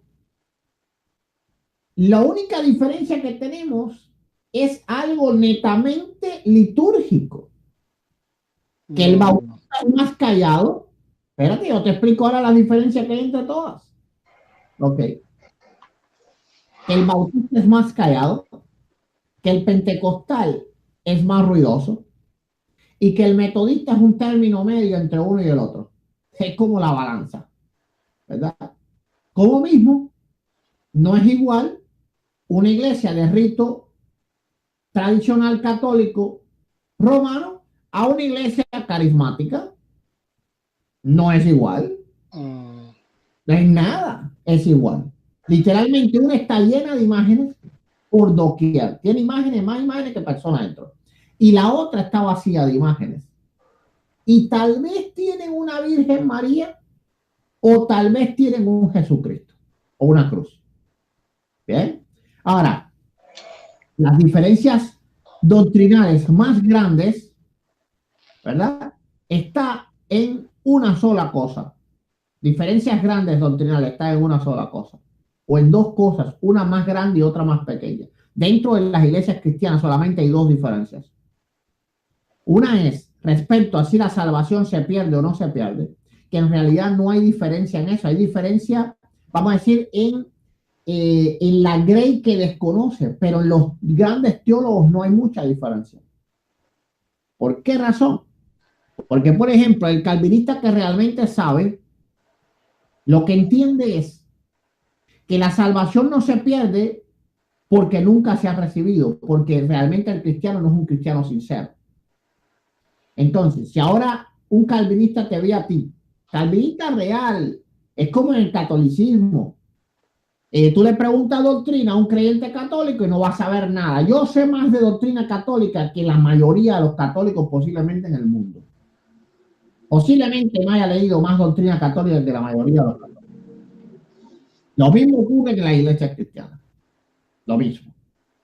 Ahora, si un calvinista que sabe te ve a ti en una iglesia y luego te ve a ti en una fiesta, él no dice, oh, perdió la salvación. Es lo que dice es, nunca la tuvo. Por eso dice, no se pierde. El problema es que nunca la tuvo. No, pero mira, si era un pastor y ahora anda con dos mujeres, ese fue un falso creyente siempre. Un falso creyente siempre. Entonces, ese es el sentido de ellos de no perder la salvación. Ahora, si tú le preguntas a alguien en internet, piensa que puede hacer lo que le da la gana. No, para un calvinista real, esa persona es un falso cristiano. Ahora, un wesleyano piensa que sí se pierde la salvación. ¿Por qué? Porque también juzga al verdadero cristiano. Un cristiano verdadero, pero que de pronto se va al mundo y desprecia a Dios y no quiere saber más de él, ¿cómo puede ser salvo? Bueno, entonces son dos entendimientos que realmente no son ajenos uno del otro. Pero mira, Marco, mira, tenemos la misma manera de adorar a Dios. Las cinco solas, es decir, las doctrinas fundamentales tenemos la misma. ¿Acaso hay mucha diferencia entre la Iglesia Católica y la Iglesia Ortodoxa? No hay mucha diferencia, ¿verdad? Igualmente ocurre en el cristianismo evangélico. Entonces, lo de las 70.000 sectas es un cuento chino. Si ahora mismo, ¿verdad? Yo llego a un estado nuevo y yo digo, bueno, voy a aquí a armar una congregación con la ayuda de Dios, empiezo a predicar el evangelio, nosotros rentamos un templo, luego entonces ya tenemos la congregación, simplemente vamos y le ponemos un nombre. Ahora, yo inventé una doctrina, ¿no? Yo voy a hacer alguna de estas ramas, mira, o voy a hacer las ramas históricas, o voy a ser wesleyano, o voy a ser calvinista, o voy a ser pentecostal. Una de esas cuatro. Una de las cuatro voy a hacer. O soy luterano, o soy calvinista, o soy pentecostal, o soy... ya te me olvidó la otra. Gloria sea al Señor. Entonces, no hay 70.000 sectas. Eso es falso. Hay 70.000 congregaciones. Pero las doctrinas son lo mismo. Tuvo una iglesia pentecostal en Miami y no es que sea la misma iglesia. Hablo en términos legal que la que está en Nueva York. Es decir, el pastor de ahí no es el pastor de la otra. Como mismo en el cristianismo primitivo existía. Nadie me puede mentir un cuento de que había un líder máximo en toda la iglesia, cuando los corintios no sabían cuál era ese líder. Ahora, cuando tú le preguntas que ustedes son pentecostales y vas a la iglesia de Nueva York y dices que ustedes son pentecostales, son la misma iglesia. No existen 70.000 sectas. Ahora, suponiendo que existiera y que fuera iglesia diferente, que ya te expliqué que no lo es. Es un mal entendimiento que le han metido en la mente al católico para que diga, uy, eso es una locura, si esa gente se inventa una iglesia todos los días. Yo me recuerdo un día que yo puse un video que yo decía, le pido a Dios poderme comprar una iglesia. Estaba hablando de un templo, ¿verdad?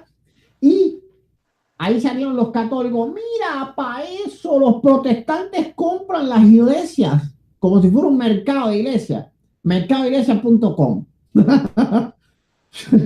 Yo decía, pero ¿qué cosa es esto? Estoy hablando del templo como tal, del templo.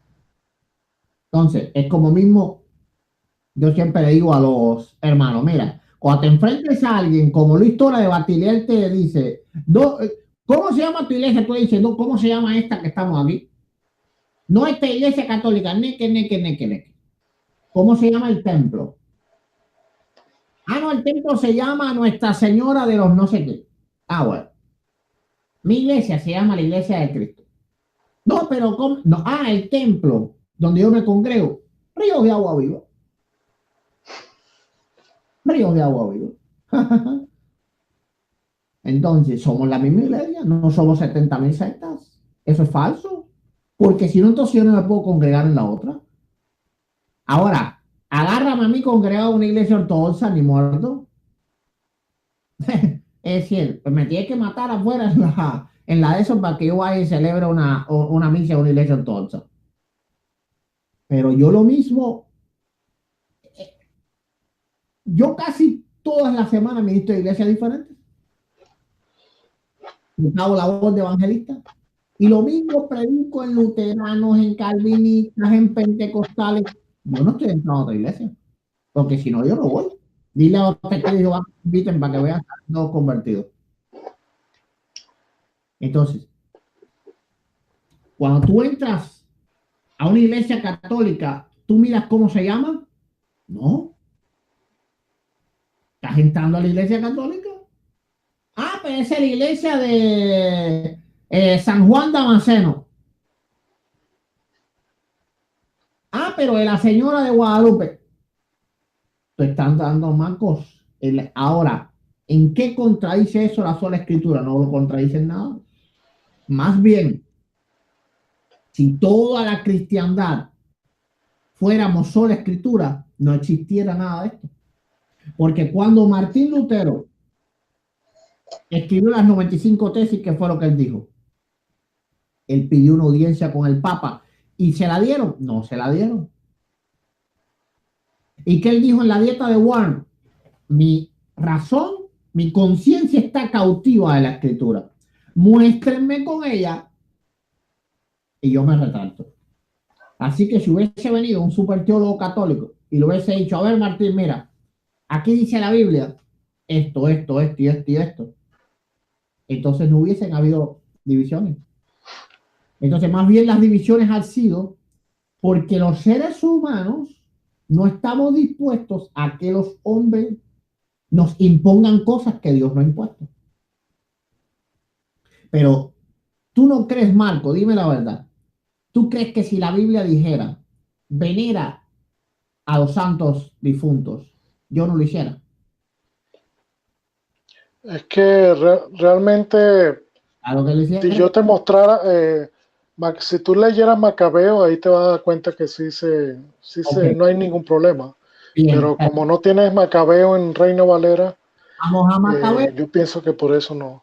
Okay, yo te voy a decir que me busques Macabeo. Búscame Macabeo. Sí, el capítulo 12, no, lo que pasa es que... Claro, léete Macabeo. Un momentito. En serio quieres que te lo lea? Claro, léeme Macabeo. No, no Vamos. te va a molestar. No, para nada. Voy a ir al baño y regreso ya. Velo buscando.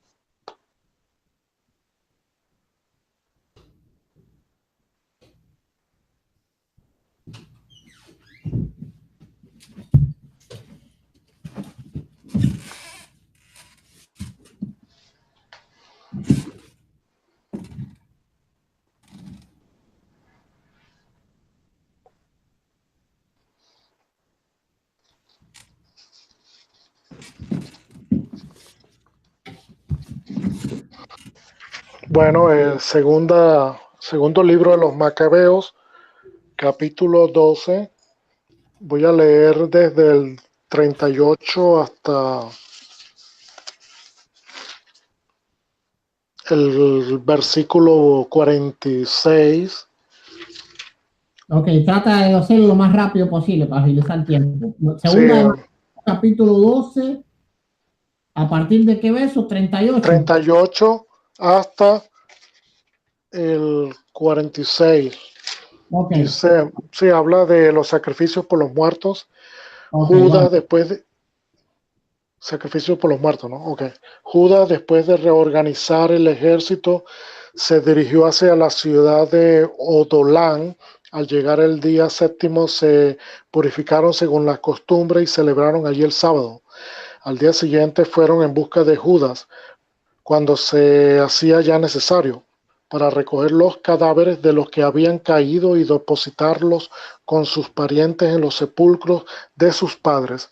Entonces encontraron bajo la túnica de cada uno de los muertos objetos consagrados a los ídolos de Yamnia, que la ley prohíbe a los judíos. Fue entonces evidente para todos por qué motivo habían sucumbido aquellos hombres. Bendijeron pues todas las obras del Señor, juez justo, que manifiesta las cosas ocultas, y pasaron a la súplica rogando que quedaran completamente borrado el pecado cometido. El valeroso Judas recomendó a la multitud que se mantuvieran limpios del pecado a la vista de lo sucedido por el pecado de los que habían sucumbido. Después de haber reunido entre sus hombres cerca de 2000 dracmas, las mandó a Jerusalén para ofrecer un sacrificio por el pecado, obrando muy hermosa y notablemente pensando en la resurrección. Si no hubiera esperado que los soldados caídos resucitarían, habrían sido superfluo negocio rogar por los muertos. Mas considerando que a los que mueren piadosamente les está... ¿Eso que me estás leyendo también lo dice la Biblia? Sí, te estoy leyendo Segunda de Macabeos. Ok. A ver, déjame yo buscarla aquí a ver si la puedo aquí. Ok, síguelo entonces. Mas considerando que a los que murieren piadosamente les está reservada una magnífica recompensa. Se trataba de un pensamiento santo y piadoso. Por eso mandó hacer este sacrificio expiatorio en favor de los muertos, para que quedaran liberados del pecado. Esta es palabra de Dios, te alabamos, Señor. Ok, déjame buscarla ahora yo para poder entonces comentar sobre ella.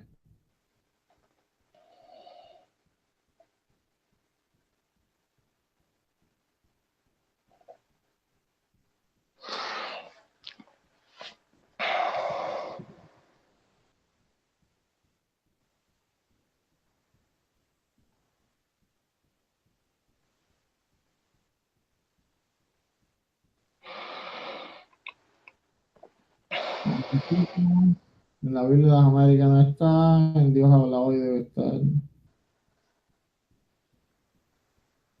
Ok, aquí lo tengo. Me dijiste que a partir del 38, ¿verdad? Sí, hasta el 46.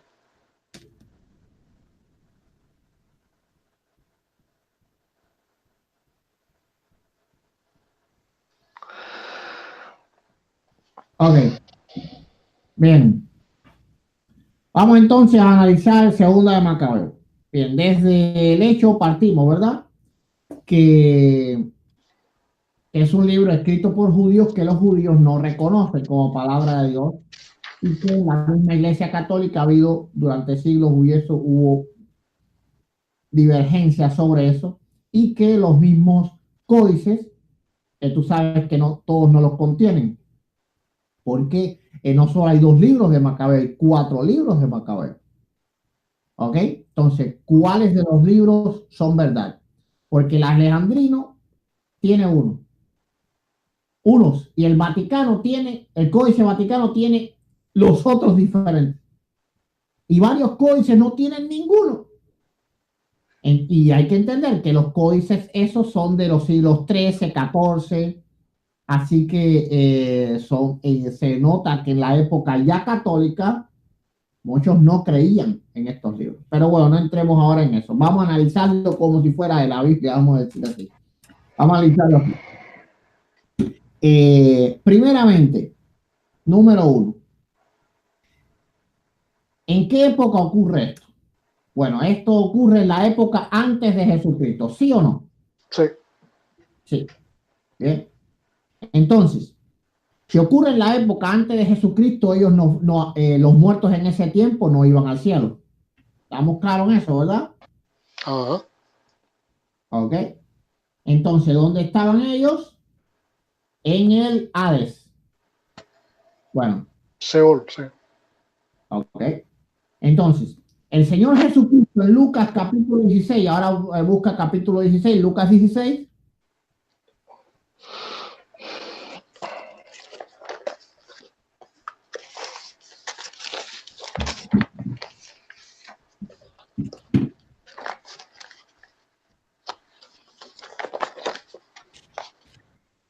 Creo que a partir del 19.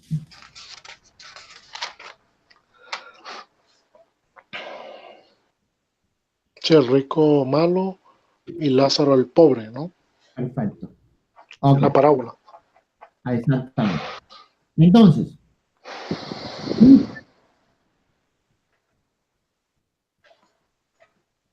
lee el verso 25 y el 26 de Lucas 16.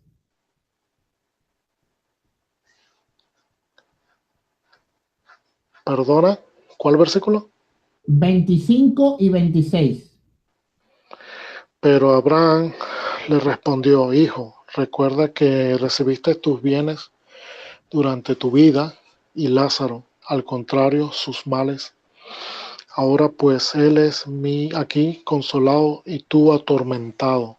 Y además entre nosotros y vosotros se interpone un gran abismo, de modo que los que quieran pasar de aquí a vosotros no pueden hacerlo, ni de ahí pueden pasar hacia nosotros. Ok. Palabra de Dios. En el tiempo de los macabeos, era un tiempo que ocurre como mismo ocurre Lucas capítulo 16. Todavía no hay anunciado. Entonces, las personas que iban para el Hades no podían salir de allí. No había un purgatorio, ni ora por él, ni ofrece dinero por los sacrificios, ni nada por el estilo. Ni el mismo Abraham podía hacer algo por ellos. Entonces, estamos viendo una de las pruebas, y qué bueno que leíste Macabeo, porque esto prueba que Macabeo no es palabra de Dios porque Cristo lo contradice. O Macabeo contradice a Cristo. Bueno, Cristo a Macabeo, pues Macabeo se escribió primero. Macabeo refiere que personas idólatras, lo leíste, que habían cometido idolatría con los ídolos de Yamnia, y la idolatría será cortado del pueblo, dice la palabra. Así que ya no son más pueblo de Dios. Por lo tanto, estas personas no podían de ninguna forma salir de la condenación en cual estaban. Entonces, el libro de Macabeos no se puede usar de ninguna forma para solventar el problema que tiene el catolicismo de que no hay referencia en la Biblia acerca de la oración a los muertos. Porque el libro de Macabeo contradice las enseñanzas de Jesucristo. Por lo tanto, no solo es correcto no tenerlo en la Biblia porque el pueblo de Israel lo rechaza, porque fueron escritos por personas que no eran reconocidos como profetas de Dios, sino que de manera especial porque Jesucristo los contradice. Jesucristo dejó bien claro que no se puede salir a la vez que se entra. No se puede salir a la vez que se entra. Y no se puede ir para el lado bueno, para el lado de lo bueno. No se puede. No se puede. Estas personas no habían cometido cualquier pecado, Marcos. Estas personas habían cometido el pecado de idolatría. Un pecado que toda la plata que reunieron los macabeos para dar el sacrificio por los pecados no hacía nada de eso. ¿Por qué razón? Porque eran cortados del pueblo. Así que ya no eran más parte del pueblo de Dios. Esto es lo que sucede. Perdón que le di el micrófono. Eso es lo que sucede con creer en los libros deuterocanónicos, que no se correlacionan con la sana enseñanza de nuestro Señor. Cuando tú lees entonces los escritos de los apóstoles, los escritos de los evangelios, te das cuenta rápidamente, pero eso te dije, léelo, no importa, léelo, porque es 100% seguro que no se va a relacionar con los escritos canónicos. Y por eso la iglesia cristiana no los acepta. No solo porque son escritos que están escritos por personas que no eran reconocidos como profetas en Israel, sino porque no hay una relación doctrinal con lo que enseñó el Jesús, enseñó, con lo que enseñaron los apóstoles de Cristo y con lo que enseñan los libros deuterocanónicos. Como el libro de Tobías, que enseña a quitar un demonio quemando hígado y corazón de pez. ¿Y de dónde sacaron eso? Es decir, el Señor Jesucristo nos dio el poder de echar fuera demonios por la fe. No existe nada en la Biblia respecto a eso. De uno estar haciendo hechicería para quemando cosas que son materiales. Lo material para nada aprovecha. Absolutamente para nada aprovecha. El poder de Dios es el único que echa fuera un demonio. De ninguna forma un hígado de un corazón de un pez. Entonces aquí no estamos hablando, Marco, de pecados veniales. Aquí estamos hablando de idolatría. Estas personas, como mismo dice el libro de Macabeo, a ver, lo tengo por aquí, el 38, ¿verdad? Sí. Ok. Pero debajo de la ropa, 40, pero debajo de la ropa de todos los muertos encontraron objetos consagrados a los ídolos de Yahnia, cosas que la ley no permite que tengan los judíos. Es decir, el Señor los mató. ¿Cómo crees que con plata puede resolver ese asunto? Entonces, no, la Biblia no habla de darle culto a los muertos de ninguna forma, ni orar a los muertos de ninguna manera. Porque eso contradice a Jesucristo. Contradice lo que el Señor enseñó. Ni aún Abraham puede hacer nada por ellos.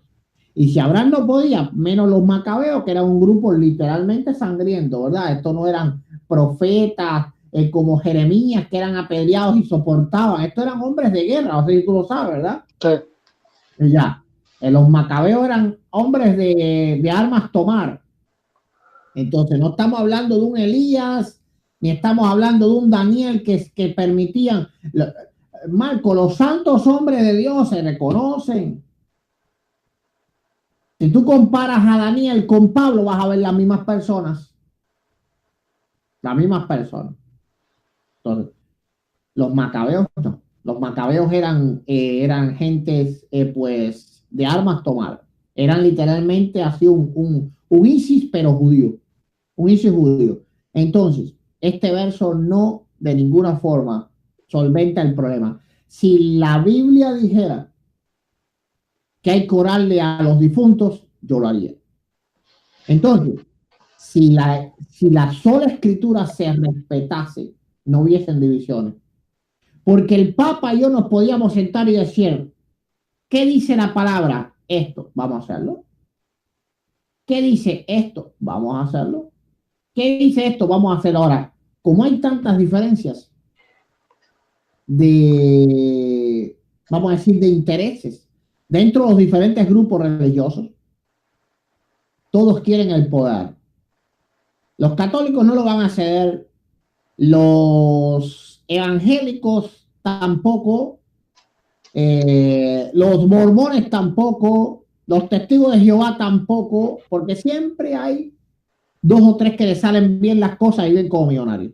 Pero realmente, si todo el cristianismo dijera, olvidemos de toda la basura que hemos hecho a lo largo de siglos y acatemos la sola escritura, y la sola escritura sí se puede probar, sí se puede probar. Por ejemplo, gloria sea al Señor, si tú buscas 1 Corintios 4:6, búscame ahí 1 Corintios 4:6.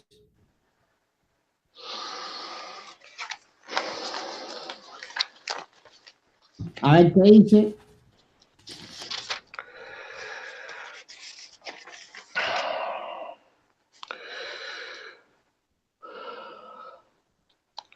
Hermano, si al hablar de esto me he puesto como ejemplo a mí mismo y a Apolo, es para vuestro provecho, para que aprendáis de nosotros aquello de no salirse de lo escrito y para que nadie se ufane de seguir a uno en contra del otro. Sí.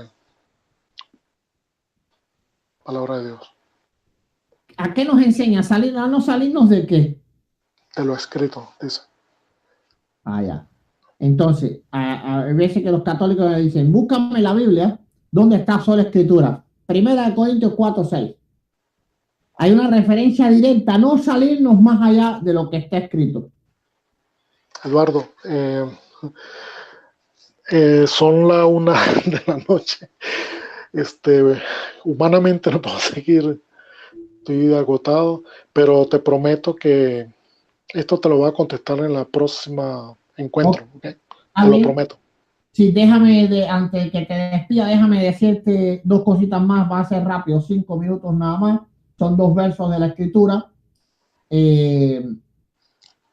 Los discípulos primero necesitaban el Espíritu Santo para poder escribir y recordarle todas las cosas. Está en Juan 14:26, dice, leemos siempre el nombre del Padre, el Hijo y el Espíritu Santo, amén, más el Consolador, el Espíritu Santo, a quien el Padre enviará en mi nombre, los enseñará todas las cosas y os recordará todo lo que he dicho. Así que literalmente no era ellos en tradición humana que lo iban a recordar. Necesariamente el Espíritu Santo iba a venir ¿a qué? A escribir. Juan 14:26, lo puedes buscar. Jesús no dijo, no se preocupen que ustedes van a seguir fieles a la tradición. No, dijo, el Espíritu Santo les recordará todas las cosas. Ahora, ¿cómo lo hace? Bueno, si nosotros tenemos la escritura y nos cuesta trabajo aprendernos los versos de la Biblia, ¿tú crees que nos podemos aprender todo esto de memoria? Eso es imposible, lo hará escribiendo la Biblia. Entonces Jesús estaba profetizando ya en Juan 14:26 la escritura del Nuevo Testamento. El último pasaje rapidísimo que voy a leer es Lucas capítulo 1, verso 1. Dice al 3. Y yo creo este es mi pasaje preferido, más que 1 Juan 4:6. Puesto ya que muchos han tratado de poner en orden la historia de las cosas que nosotros hemos sido cientísimas. De cierto, había mucha tradición. Mucha. Ok, pero ¿qué traía eso? Confusión.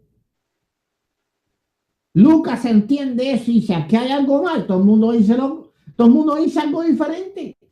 ¿Por qué razón? Porque es claro que todos no estuvieron con Jesús los 3 años. Los que estuvieron con Jesús fueron los apóstoles. Y Lucas entonces hace una investigación diligente del caso.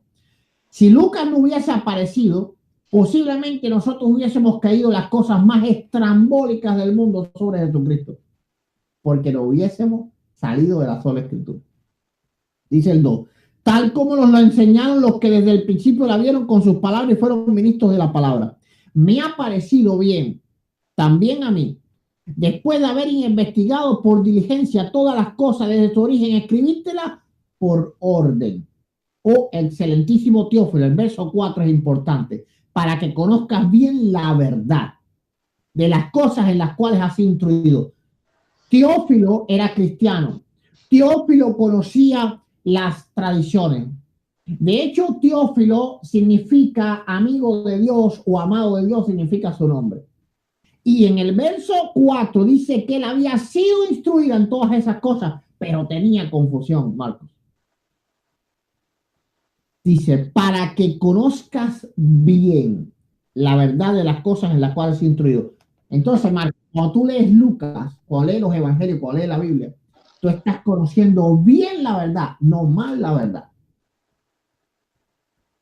Por eso, la doctrina más segura es la sola escritura. Lucas lo deja claro. Hey, hay un montón de gente diciendo qué fue lo que dijo el Señor. ¿Y tú has sido instruido en eso? Pero espérate, porque aquí hay problema. Me imagino que Pedro diciéndole, Lucas, eso que dicen por ahí, jamás Jesucristo lo dijo. ¿Cómo es eso, Lucas? Jamás lo dijo. Y Lucas dijo, vamos a poner en orden todas las cosas. Entonces, Hubieron muchos años de desorden en el cristianismo. ¿Sabes qué lo ordenó? La sola escritura. Esto fue lo que borró todas las tradiciones. De hecho, las tradiciones. Dice Lucas que muchos son los que pusieron en orden. Nada de eso existe. Porque cuando llegaron los evangelios, los cristianos desecharon lo demás. Porque traía el puño apostólico. Traía el puño del Espíritu Santo. Bueno. Así que te tienes que ir. Yo también, son las 1:13 aquí también. Gracias al Señor. Pues nada, fue un gusto para mí. Bueno, ahí tienes tu tiempo para despedirte y hablar lo que quieras. Sí, sí. Bueno, rápidamente porque me van a matar aquí. Es muy tarde. Y Dios te bendiga, Eduardo. Y estamos hablando y la próxima vez seguiremos hablando sobre estos puntos, ¿ok? Te lo prometo. Entonces Dios te bendiga, Dios te guarde y seguimos hablando, ¿ok? Te lo prometo. Amén, gloria a Dios. Muchísimas gracias, Marco. Bendiciones para ti también de parte de nuestro Señor Jesucristo. Y bendiciones a todos que han pues acompañado. Yo voy a seguir como unos 10 minutos más en línea para saludar a los que están en el chat. Y bueno, ahora ya Marcos va a ir del programa. Bendiciones. Amén, Marco, amén. Dale recuerdo a tu familia. Amén. Amén.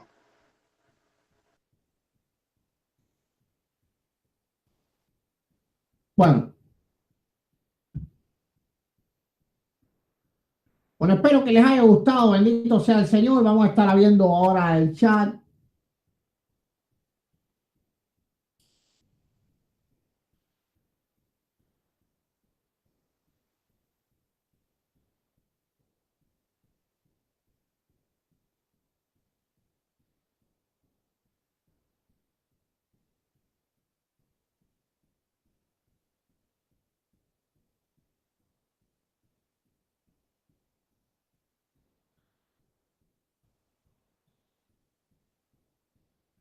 Gloria sea al Señor. Bueno, espero que les guste, ¿verdad? En todos estos programas que estamos haciendo, yo pienso que estos programas son excelentes.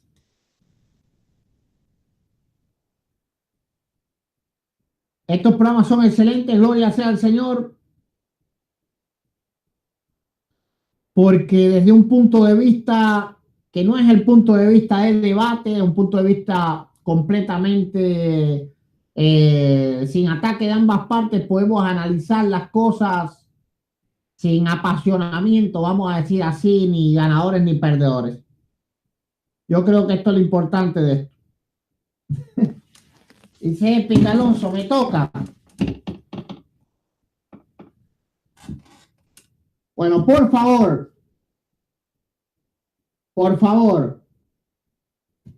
todo el que me esté mirando el video este, les pongo a ustedes un compromiso con Dios y un compromiso con nosotros. Terminando en video, de la única manera que ustedes me van a mostrar que ustedes tienen algún respeto por lo que Dios hace en este canal, es que ustedes compartan este video, que le den like y que escriban al menos 2 o 3 comentarios. ¿Ok? Todo lo que escribieron en el chat, escríbanlo. Bendito sea el Señor. Mi hermana Leticia, usted es un prodigio escribiendo comentarios. Nosotros necesitamos sus comentarios. Enriquecen el tema. Los comentarios que ponen en el chat son importantes, pero eso es después del video, nadie los va a leer. Póngalo todos esos versos que usted pone, que son excelentes. La felicito en el nombre de nuestro Señor Jesucristo. Todo para gloria a Dios. Ponga todo eso en los comentarios porque va a ayudar a muchas personas a entender qué es lo que se dijo aquí hoy. ¿Qué es lo que se dijo aquí hoy? Todos los hermanos igual. Por favor, bendito sea el Señor.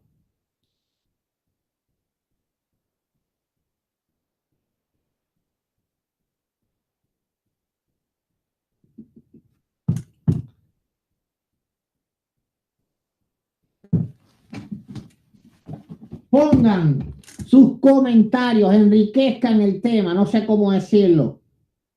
No sé cómo decirlo. El video anterior que hice de preguntas y respuestas por teléfono en vivo, hasta que no llegue a 200 comentarios, no hago otro, Así que, pues vayan ahora mismo y comenten este video, comenten el pasado, para yo poder entonces hacer otro. Este igual. La meta son 200 comentarios por video. Aquí nada más hay 174 ahora mismo que ya se acabó el video, 174 en línea, ya se acabó ya se fueron ya pues un montón. Así que si cada uno de ustedes pone dos comentarios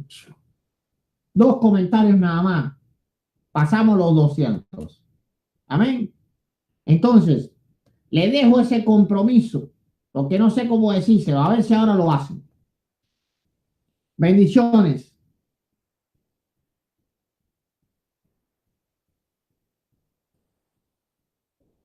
Gloria sea al Señor.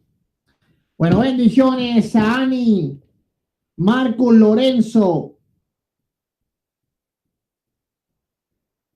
Verónica Ortiz, familia Pérez, Miguel Rosario, Naibot, Pamela Vilches, Miriam Valverde, Lázaro Contreras, Jaime Álvarez, Miguel Ángel, Alfa y Omega, Pepe Aguilar, Reinaldo Peralta, Verónica Ortiz. Gloria sea al Señor. Por ejemplo, miren.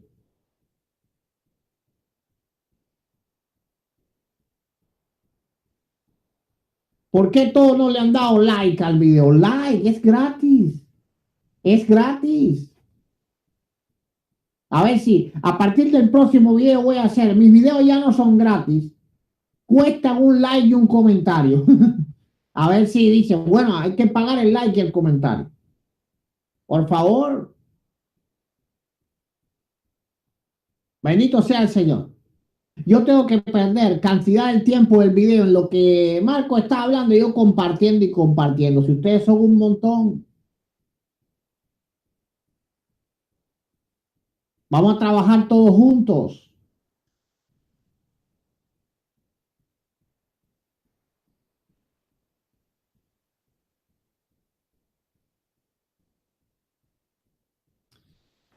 Bueno, ahora sí los dejo. Este es el pastor, evangelista y apologista Eduardo Gutiérrez. Que Dios les bendiga. Es mi mayor y único anhelo. Nos vemos en el próximo video. Amén y amén.